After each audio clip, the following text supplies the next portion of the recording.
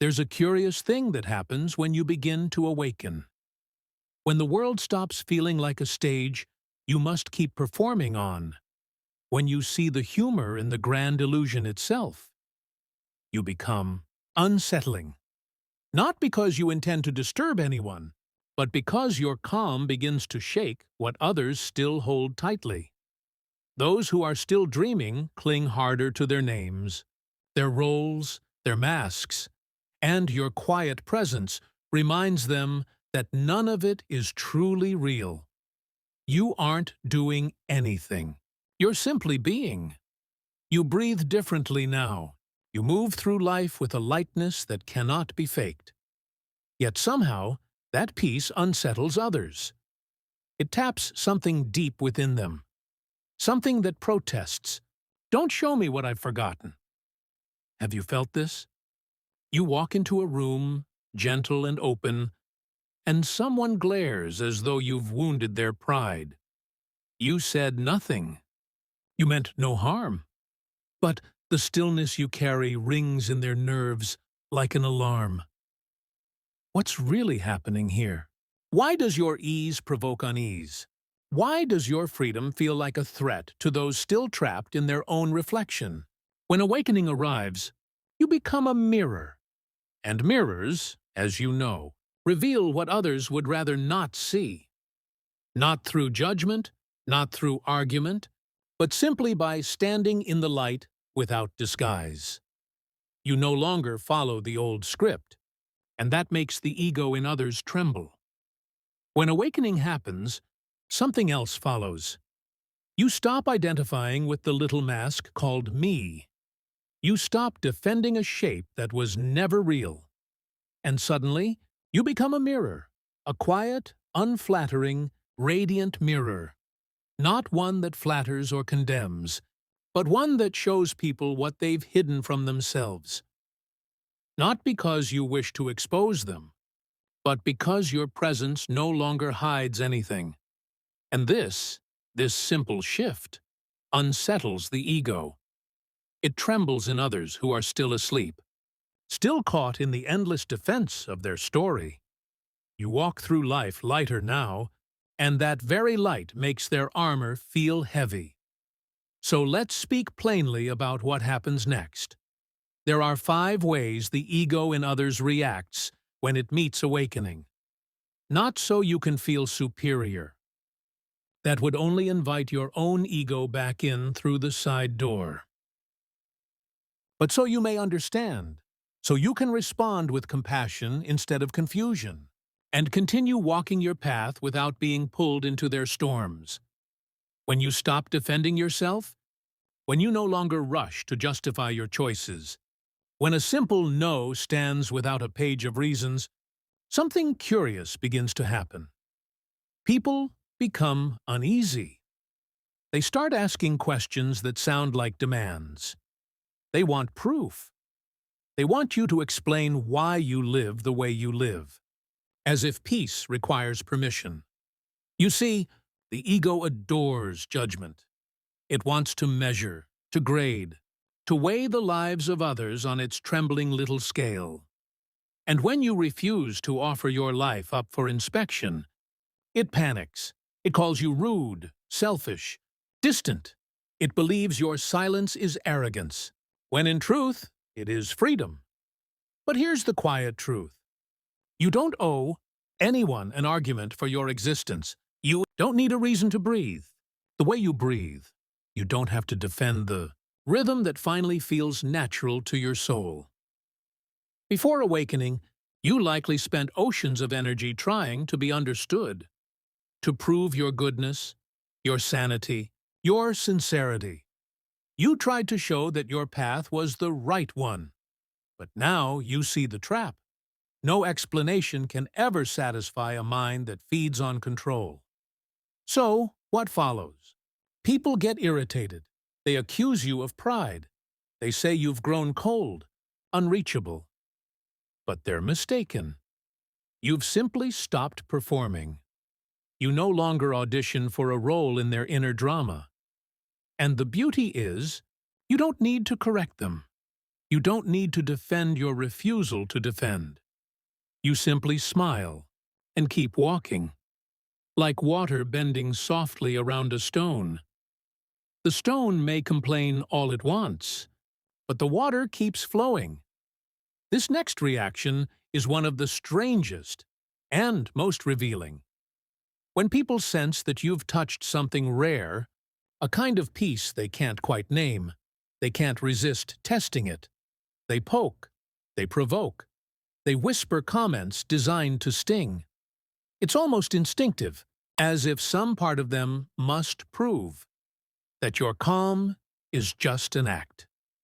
Say you mention that you no longer get upset by certain things. Immediately, someone will try to upset you about that very thing. They'll look for cracks in your stillness. They'll joke in ways meant to wound, or revisit old memories that once made you angry. Why? Because their ego needs reassurance that you're not free. If they can get you to react, to flinch, to argue, to defend, then they can tell themselves, "See? You're no different from the rest of us." At work, it might show up as subtle criticism, a colleague suddenly questioning everything you do. In family, it might sound like, "You've changed, you're so serious now," or "You think you're above us." And here lies the delicate paradox. If you react, their ego wins. It breathes a sigh of relief. It can dismiss what you represent.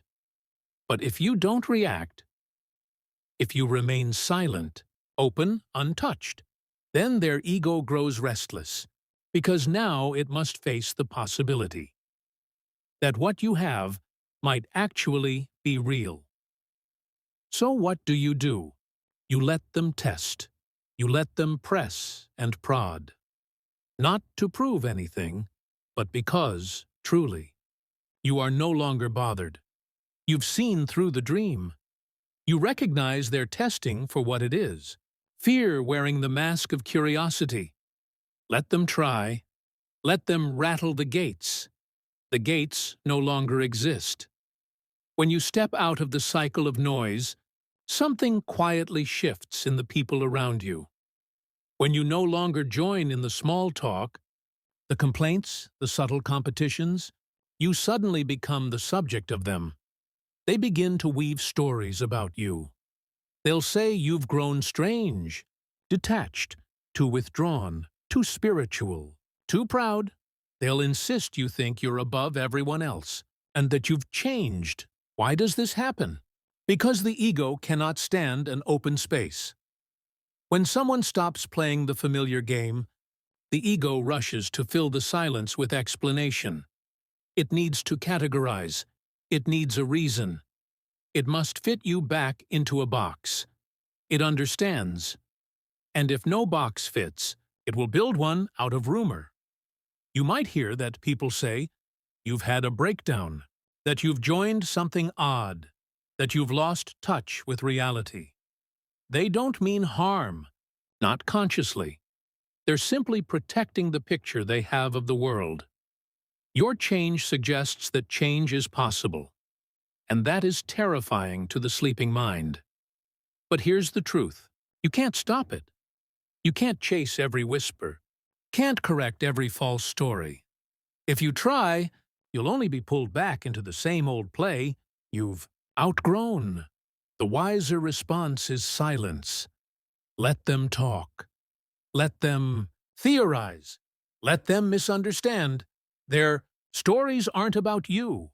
They're mirrors of their own fears, their unease with what no longer fits their script.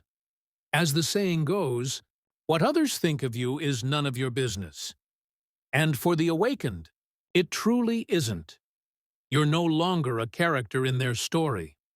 You've stepped off the stage entirely. Now, you simply walk your path, aware, calm, and beautifully unbothered. The rest is just noise in the distance. This one is perhaps the most personal and the hardest to navigate. It comes from those who have known you the longest. Family, old friends, people who remember the old you, the one who played the games, who reacted the way they did, who lived by the same unspoken rules. They remember your laughter, your opinions, your anger. They remember who you used to be, and they don't understand why you no longer fit that image. So they try to pull you back. They'll bring up old stories to remind you of who you were. They'll invite you into old habits, expecting you to step back into your former role. And when you don't, when you no longer bite the bait, they feel hurt, confused, or even betrayed. A parent might say, "You used to tell me everything." A friend might complain, "You're not fun anymore." A sibling might joke, "So you're too good for us now?" They mean it half in jest. But the discomfort is real. Your change unsettles them.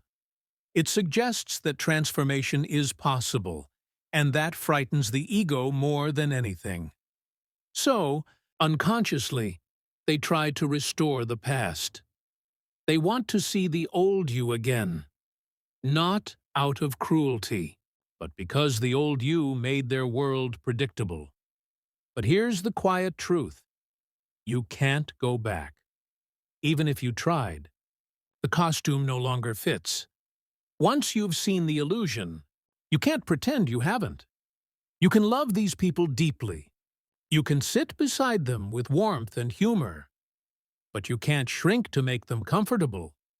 When they pull, don't resist. When they accuse, don't defend. Just remain who you are. Let the moment pass like a wave. If they adapt, beautiful.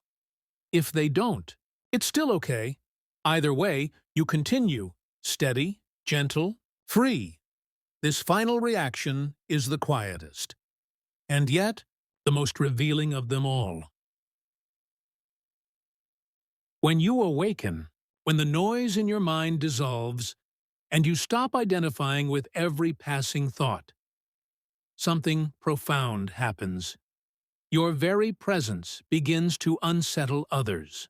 Not because you're doing anything wrong, not because you've become cold or distant, but because your stillness exposes their storm. You've grown softer, calmer, more genuine than ever. And somehow, that calm makes people restless. They can't explain it. They just feel off around you. Your silence makes them talk faster. Your ease makes them fidget. Your peace mirrors the noise they've been avoiding. Consciousness is contagious, after all. When you sit quietly, their own thoughts suddenly become loud to them. They feel the tension they never noticed before. They sense the weight of their own constant movement. Your presence is like a mirror turned inward. It reflects everything they've been running from. And instead of seeing it as an invitation, their first impulse is to blame you.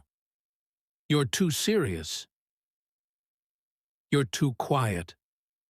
Something feels off about you. They project their discomfort onto you, as though your calm were the cause of their unease. They fill every silence with chatter. Ask what's wrong. Search your face for judgment that isn't there. They confuse presence with disapproval, because they can't yet tell the difference between being seen and being judged. But here's the paradox. The very thing that unsettles them is what could free them. Your stillness offers a glimpse of peace. Your calm shows them that another way of living exists. But the ego resists this, because true peace feels like death to everything false. Some people will quietly drift away. They'll avoid you, not out of hatred, but because they're not ready for that kind of mirror. And that's okay. You cannot force awareness. You can only live it. Those who are ready will be drawn closer. They will feel in you the faint echo of what they've been searching for, and the rest They will simply project, resist, or walk away. When this happens, remember, it isn't about you. They're reacting to their own reflection. The awakened response is compassion. Because you remember the ache of being asleep, the exhaustion of defending a self that never truly existed. So, don't take their discomfort personally. Don't dim your light to soothe their fear. Just remain as you are, still, clear, and kind. Your presence is enough. Your peace is the teaching. Now, step back and see what all this truly means. Each of those 5 reactions, the demands, the tests, the gossip, the pullbacks, the discomfort, none of them are really about you. They are reflections. Every reaction you meet is the echo of someone's own struggle with their ego, their fear, their identity. When you awaken, you don't just change yourself. You quietly hold up a mirror to the world, and what people see in that mirror isn't your peace. It's their resistance to it. Some will glimpse the reflection and feel inspired. They'll want to know what you've found. They'll ask questions, listen deeply, and perhaps begin to wake up themselves. But others will flinch. They'll see their own unrest staring back at them, and they'll call it you. They'll project their unease onto your silence, their fear onto your stillness. The woman who glares at you in the market isn't seeing you. She's meeting her own unease reflected in your calm. The colleague who mocks your peace isn't reacting to your choices. He's reacting to what your way of being reveals about his own. The friend who says you've changed isn't mourning your growth. She's mourning the version of herself that your growth no longer affirms. And through all of this, you remain compassionate because you remember what it was like to live half awake, always tense, always defending, always trying to prove that you were someone. You recognize the struggle because you lived it. So when people react harshly, you don't judge them. You see the pain beneath the mask, the fear behind the noise. You understand that their irritation is not hostility, it's confusion. A cry for safety from the mind that fears surrender. You smile gently at that fear. You offer presence, not argument. And in doing so, you remain free. And now we come full circle to the quiet humor at the heart of it all. Isn't it strange? The moment you stop trying to fix the world, the moment you stop defending your name, you suddenly become what the world needs most. This is the grand cosmic joke. Consciousness pretending to be 1,000 little selves, arguing with its own reflection, forgetting that it was always one thing, looking at itself through countless eyes. When you see this, when it truly clicks, you can't help but laugh. Not the mocking kind of laugh. The gentle, liberated laugh of someone who's finally understood the play. You laugh with others, not at them, because you see the absurdity we all share. The ego fights to exist, builds kingdoms out of illusions, and trembles before the silence that could free it. It's tragic, yes, but it's also funny. Every irritation you cause, every test, every accusation, is part of the awakening dance. You awaken, and your presence ripples outward. Some ride those ripples toward light. Others resist them with walls of noise. But the ripples continue. The light keeps shining. And here's the secret. The less you try to convince anyone, the more powerful your presence becomes. The moment you stop proving, stop teaching, Stop explaining. You become the teaching itself. Not through words, but through being. Being is the one thing the ego cannot imitate. It cannot grasp stillness. It cannot argue with silence. It cannot survive genuine presence. So let them react. Let them talk. Doubt or walk away. It's all part of the play. The divine comedy of waking and forgetting, of losing yourself only to find that you were never lost. You keep walking, calm, unseen, unstoppable. Like wind through trees, like water through stone, like light through shadow. You're no longer trying to awaken the world. You're simply awake within it. And that, my friend, is the purest teaching there is.